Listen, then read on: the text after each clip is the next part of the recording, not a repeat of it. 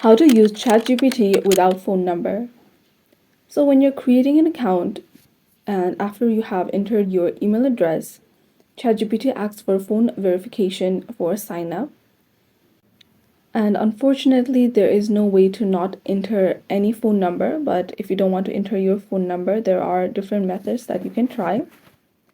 So the first option is go ahead and type free online temporary phone number in your browser.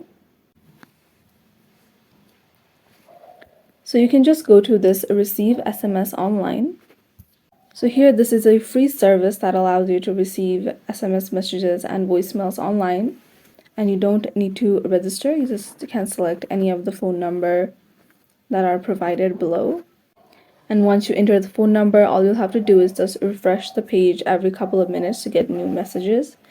And then new messages will arrive every couple of seconds. So you can just click on update messages, or if this doesn't work, you can press on give me another number.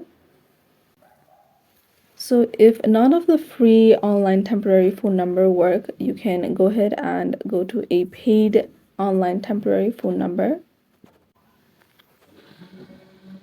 So you can just go to SMS Man, and here there are different ways that you can receive SMS, or you can rent a number.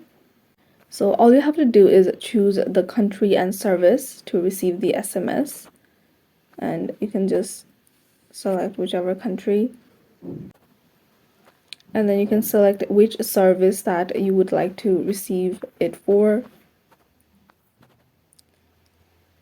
And then once you have selected it, you'll be able to receive SMS, and you can see the cost is as low as $0.18, and you can just find the one that is the cheapest for you.